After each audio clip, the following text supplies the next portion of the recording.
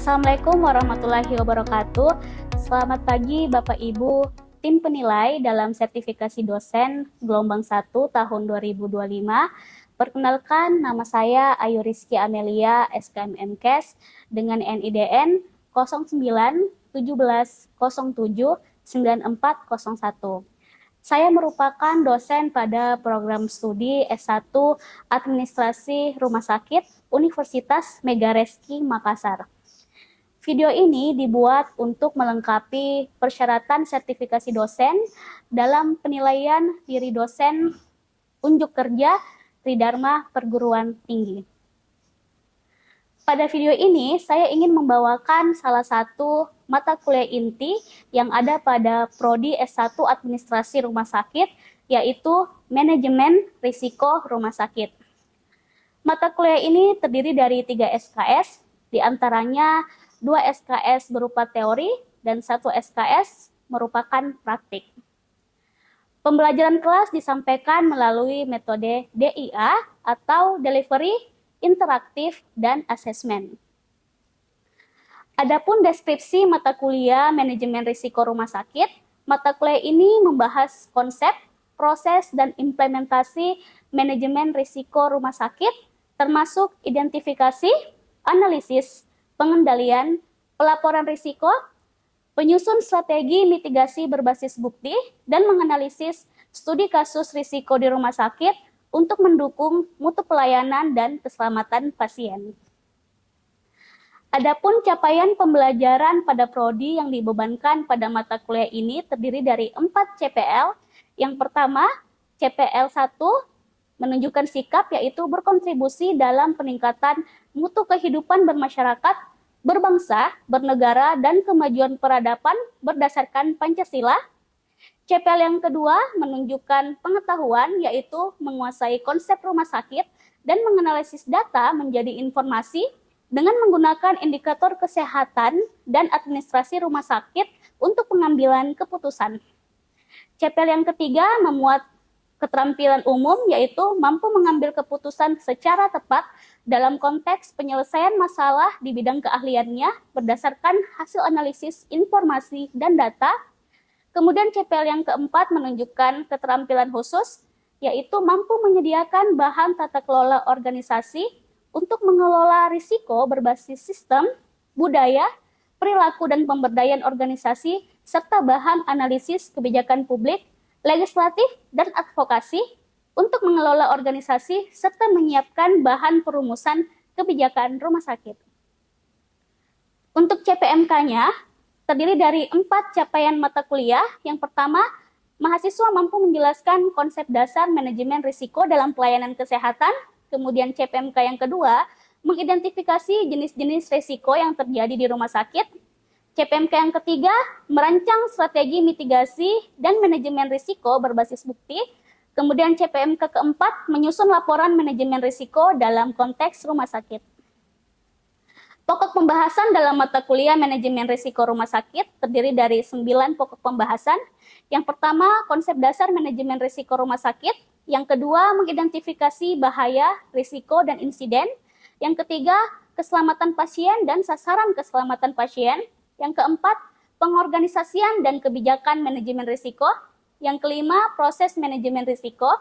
Yang keenam, strategi mitigasi dan hierarki pengendalian risiko. Yang ketujuh, pelaporan dan dokumentasi risiko. Yang kedelapan, current issue dan studi kasus risiko rumah sakit. Kemudian yang kesembilan, implementasi dan evaluasi manajemen risiko. Untuk referensi yang digunakan, ada referensi utama dan ada referensi pendukung. Untuk referensi utama terdiri dari 2, yaitu oleh Darmawi dengan buku Manajemen Risiko. Kemudian yang kedua ada buku internasional Patient Safety karya Vincent Charles.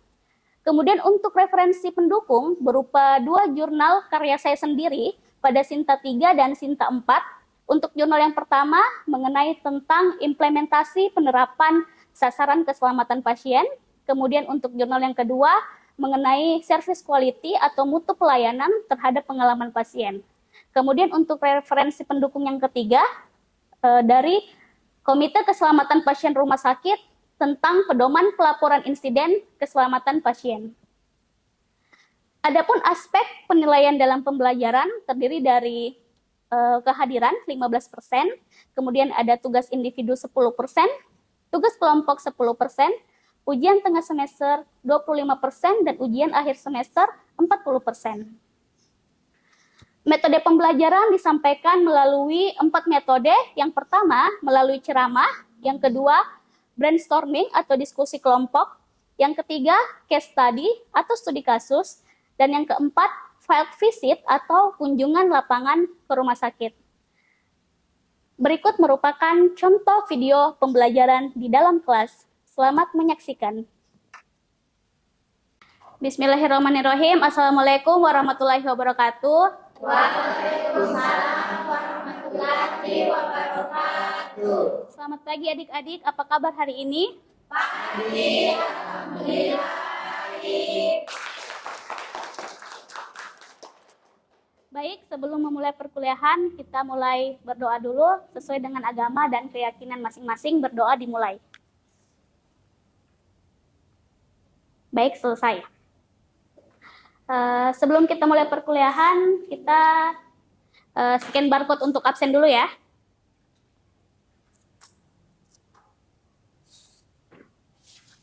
Baik. Oke, selesai. Untuk materi hari ini tentang kuliah manajemen risiko rumah sakit. Jadi teori hari ini kita berbicara tentang patient safety atau keselamatan pasien. Tetapi sebelum mulai perkuliahan hari ini, saya mau flashback dulu pertemuan minggu lalu. Ada yang masih ingat kita membahas tentang apa? Saya, Bu. Ya, silakan. Baik, perkenalkan nama saya Risna. Dari pembelajaran minggu lalu, ada beberapa poin yang bisa saya tangkap dan saya ingat, yaitu poin pertama, bahaya hazard. Nah, bahaya adalah segala sesuatu yang berpotensi menimbulkan cedera, kerugian, atau kerusakan.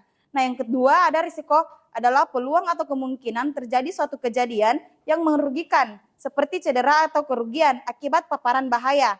Nah, yang ketiga ada insiden, adalah kejadian nyata atau peristiwa yang telah terjadi yang bisa atau sudah menimbulkan cedera dan kerugian. Sekian dan terima kasih, Ibu. Ya, bagus sekali tadi jawabannya ya. Berarti mahasiswa sudah paham bisa membedakan antara insiden, bahaya, dan risiko. Ya, baik. Lanjut, jadi hari ini kita belajar tentang keselamatan pasien. Sebenarnya apa sih tujuan, mengapa kita perlu belajar, mengapa penting belajar tentang patient safety atau yang biasa disebut dengan keselamatan pasien. Tapi sebelum saya memulai, saya ingin bertanya dulu sama adik-adik semua. Ada yang tahu apa sih patient safety itu? Saya, Bu. Ya, bisa silakan. Perkenalkan, nama saya Siti Nurhalisa. Jadi patient safety atau keselamatan pasien adalah upaya untuk mencegah terjadinya cedera atau bahaya pada pasien selama menerima pelayanan di rumah sakit dengan cara mengelola resiko, melaporkan dan mempelajari insiden serta menerapkan tindakan pencegahan. Baik, itu saja dari saya, Ibu. Terima kasih. Ya, baik. Tadi sangat bagus sekali ya penjelasannya tentang keselamatan pasien. Jadi, pokok pembahasan pada pagi hari ini kita akan membahas mengapa sih keselamatan pasien, mengapa penting di rumah sakit menerapkan yang namanya sistem patient safety. Ya, kita lihat dulu. Ternyata awal mula kenapa ada namanya sistem keselamatan pasien ini bermula dari ada 7 negara yang banyak menghasilkan jumlah adverse event. Jadi adverse event itu adalah kejadian yang tidak diinginkan atau kejadian yang tidak diharapkan pada pasien. Ya, bayangkan saja 7 negara ini merupakan negara maju di dunia, tapi ternyata tidak terlepas dari yang namanya insiden. Ya, to err is human, building a safer health system. Jadi IOM Institute of Medicine mengatakan bahwa ternyata kesalahan itu berasal dari manusia, sehingga kita membangun keselamatan yang lebih safer atau yang lebih aman. Karena ternyata human error itu sangat banyak terjadi di rumah sakit. Ya. Nah, bagaimana dengan di Indonesia? Di Indonesia ada beberapa provinsi, di sini ada 9. Kira-kira apa yang menempati urutan paling pertama? Iya, DKI Jakarta ya. Jadi DKI Jakarta merupakan ibu kota ada sekitar setiap tahun ada 55 kejadian yang tidak diinginkan, ya. Bisa saja menyebabkan pasien meninggal atau pasien cacat, ya. Kemudian alhamdulillah Sulawesi Selatan di kota kita ini hanya satu frekuensi, tidak sampai 1%, ya, seperti itu. Kemudian Sir Liam Donaldson, dia merupakan ahli dalam bidang patient safety. Donaldson mengatakan bahwa patient safety is not only about statistics, but involve damage to the life of real people, patients and their families, who are harmed and sometimes die as a result of unsafe care. Jadi Donaldson mengatakan bahwa patient safety itu bukan angka, tetapi benar-benar kejadian yang nyata yang ada di dalam dunia kita sehari-hari, ya. Dia menyebabkan kecacatan atau kerugian dari orang, real people, benar-benar. Jadi bukan benda, bukan boneka, tapi ini benar-benar adalah pasien yang kena dampaknya. Selain pasien juga their families, keluarganya pasti bersedih, keluarganya pasti marah, ya, ketika terjadi insiden keselamatan pasien. Dan ini akibat dari unsafe care, pelayanan yang tidak aman, tidak safety. Benar. Nah, ini ada beberapa berita di internasional, di luar negeri. Ini ada neonatal baby killed by bug spread by poor hand hygiene in hospital. Artinya ada ini neonatal baby ini salah satu jalan, ya, di Inggris, di negara Inggris, namanya neonaton. Jadi ada bayi yang terbunuh oleh kutu, ya, yang tersebar di rumah sakit. Dia meninggal akibat kutu karena adanya poor hand hygiene, kebersihan yang poor, yang tidak bagus oleh tenaga medis atau tenaga kesehatan. Jadi mungkin saja dia tidak cuci tangan pada saat berpindah kepada pasien yang lain, ya, seperti itu. Ini juga ada severe dehydration during hospital stay. Dia dehidrasi berat, ya. Kira-kira kenapa sih? Padahal ini di luar negeri. Apakah memang perawatnya tidak memperhatikan kalau ada bayi yang dehidrasi? Apa sebenarnya perbedaan budaya menjenguk antara Indonesia dengan luar negeri? Kalau di Indonesia biasa satu rumah bisa pergi semua ke rumah sakit menjenguk. Kita gelar tikar di rumah sakit, ya. Kalau di luar negeri itu tidak ada yang menjaga. Keluarga bisa pulang ke rumah, nanti perawat yang menghandle. Tinggal pencet nursing bell. Seperti itu. Kalau di sini bisa menyebabkan perpindahan virus, bakteri kalau misalnya banyak pengunjung yang datang ke rumah sakit, ya. Sudah paham? Paham. Baik. Kemudian kenapa rumah sakit harus menerapkan keselamatan pasien? Ternyata banyaknya jenis obat, jenis pemeriksaan dan prosedur, kemudian jumlah pasien dan staf rumah sakit yang cukup besar merupakan hal yang potensial bagi terjadinya insiden keselamatan rumah sakit. Ini. Makanya kenapa rumah sakit harus benar-benar memprioritaskan yang namanya budaya patient safety. Nah, tadi apa patient safety, ya? Coba kita lihat apa sebenarnya keselamatan pasien. Jadi, sistem di mana rumah sakit memberikan asuhan kepada pasien, asuhan yang lebih aman, yang lebih safety. Tujuannya apa? Mencegah cedera akibat kesalahan karena melakukan tindakan atau tidak melakukan tindakan yang seharusnya diambil. Jadi paham, ya? Jadi keselamatan pasien itu insidennya terjadi bukan karena selain mengambil tindakan, ada juga yang namanya tidak melakukan tindakan, ya. Jadi ini benar-benar harus diperhatikan. Kemudian apa saja tujuan patient safety? Apa tujuan terciptanya keselamatan pasien di rumah sakit? Yang pertama adalah terciptanya budaya keselamatan pasien di rumah sakit. Ya, budaya itu adalah yang dianut, yang dilakukan sehari-hari, yang terus-menerus diingat oleh orang-orang yang berada di dalam sebuah sistem organisasi rumah sakit. Itu namanya budaya. Contoh kalau misalnya mungkin budaya di masing-masing daerah juga berbeda, kan? Kalau di rumah sakit tentu budayanya tentang budaya keselamatan pasien. Kemudian yang kedua, meningkatkan akuntabilitas rumah sakit terhadap pasien dan masyarakat. Akuntabilitas ini adalah kepercayaan.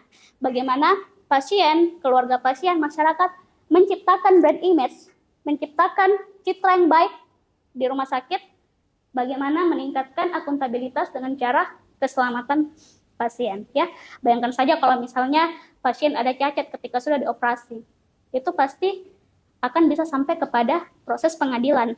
Ada terjadinya komplain pasien dan akan menurunkan mutu pelayanan. Kemudian yang ketiga, menurunkan kejadian yang tidak diharapkan, KTD di rumah sakit. Nah, pada patient safety itu banyak istilah-istilah kejadian. Yang saya berikan ini adalah istilahnya kejadian sentinel atau sentinel event. Jadi apa itu sentinel event? Adalah suatu kejadian yang tidak diinginkan yang mengakibatkan kematian atau cedera yang serius. Ya, biasanya dipakai untuk kejadian yang sangat tidak diharapkan oleh pasien, tidak dapat diterima. Seperti tadi, operasi pada bagian tubuh yang salah. Operasinya seharusnya di kaki kanan, ternyata di kaki kiri yang dioperasi. Ya, akhirnya dua-duanya tidak bisa berfungsi. Ya, dinamakan dengan kejadian sentinel. Ya, sehingga kenapa pemilihan kata sentinel terkait dengan keseriusan atau cedera yang serius, sehingga nanti berdampak pada prosedur hukum, ya, yang berlaku kalau misalnya pasien dan keluarganya komplain, seperti itu ya. Jadi selanjutnya, slide yang terakhir adalah tentang 7 langkah menuju keselamatan pasien. Jadi di rumah sakit mungkin ada yang sering ke rumah sakit, biasa ada poster atau ada di lift itu biasa sering disematkan kata-kata 7 langkah keselamatan pasien. Biar apa? Biar seluruh masyarakat pasien atau orang yang bekerja di rumah sakit itu selalu menerapkan 7 langkah keselamatan pasien. Apa saja? Yang pertama itu adalah membangun kesadaran akan nilai keselamatan pasien. Yang kedua, memimpin dan mendukung staf untuk komitmen ya dan fokus kepada keselamatan pasien. Mengintegrasikan aktivitas pengelolaan risiko. Kemudian mengembangkan sistem pelaporan. Jadi sistem pelaporan yang saya bilang tadi harus selalu saling melaporkan apa yang terjadi. Kemudian yang kelima, melibatkan dan berkomunikasi terbuka dengan pasien dan keluarga.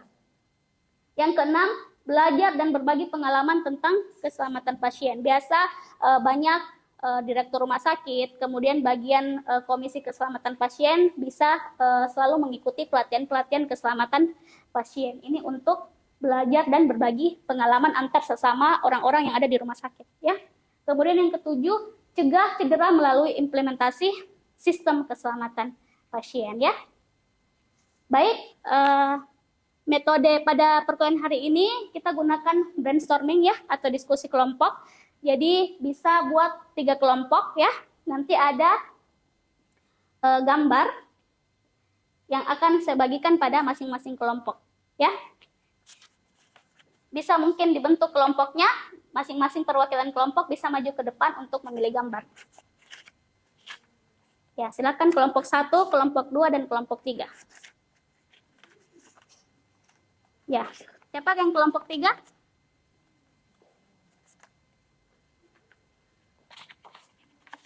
Baik, saya akan jelaskan bagaimana cara kerja dari masing-masing kelompok ya. Jadi, setelah membentuk 3 kelompok, tentukan insiden keselamatan pasien apa yang bisa terjadi pada masing-masing gambar yang telah saya berikan tadi ya. Tadi ada kelompok pertama apa? Ada instalasi rawat inap, kelompok kedua? Ruang operasi. Ruang operasi, kemudian yang ketiga? Instalasi farmasi. Oke, baik. Nah, setelah itu, sudah menentukan insidennya apa, terus win-win solution. Bagaimana melakukan manajemen risiko agar tidak terjadi lagi insiden keselamatan pasien di masing-masing instalasi. Sudah paham ya semuanya ya? Ya, saya berikan waktu 3 menit, silakan berdiskusi dari sekarang.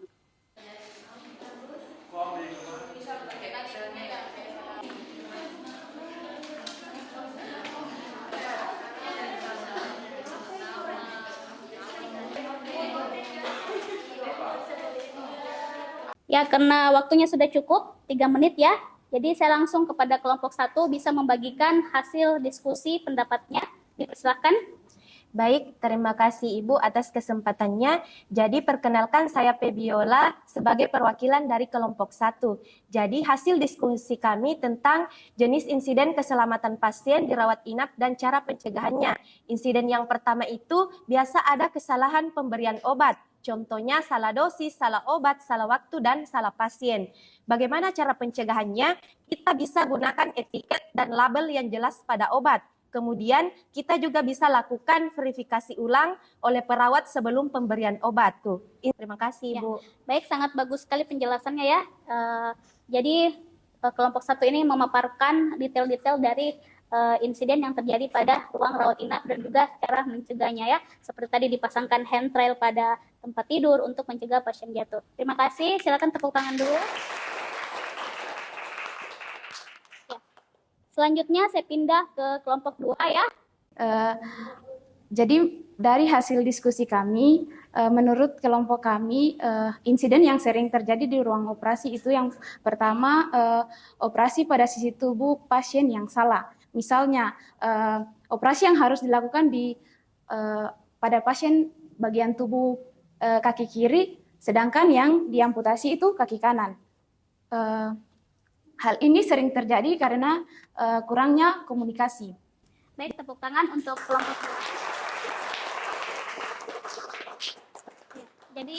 Jadi tadi menceritakan tentang kesalahan sisi operasi pada ruang operasi ya, pada pasien. Tadi dioperasi di sebelah kanan, yang dioperasi sebelah kiri. Jadi harus melakukan safety checklist ya sebelum proses operasi. Jadi memang ada pedoman atau standar yang harus di checklist setiap akan memulai operasi. Biasanya ada standar dari WHO, World Health Organization ya, ada namanya safety checklist ya. Baik, terima kasih untuk kelompok 2. Saya pindah ke kelompok 3.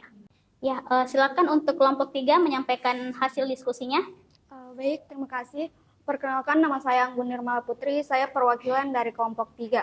Untuk kali ini saya akan menjelaskan beberapa jenis tentang insiden keselamatan pasien di ruang farmasi. Mungkin yang pertama itu ada kesalahan pemberian obat atau medication error. Mungkin ketika nama pasiennya sama. Dan untuk solusinya itu mungkin bisa kita berikan edukasi rutin kepada tenaga farmasi tentang keamanan pemberian obat. Jadi biasa ada namanya look alike, sound alike, rupa sama dan cara penyebutan obatnya juga sama. Jadi solusinya adalah raknya itu harus dipisah sejauh mungkin dan tidak boleh berdekatan untuk mencegah terjadinya kesalahan pemberian obat. Ya, terima kasih ya untuk kelompok 3. Ya, Bu. Ya, demikian tadi hasil diskusi dari kelompok 1, kelompok 2, dan kelompok 3. Dengan demikian berakhir pula materi tentang keselamatan pasien hari ini. Baik, ada yang bisa menyampaikan pendapatnya tentang apa rangkuman materi hari ini? Siapa yang bisa? Saya, Bu. Ya, silakan. Baik, terima kasih kepada Ibu. Perkenalkan, nama saya Haswinda. Baik, langsung saja.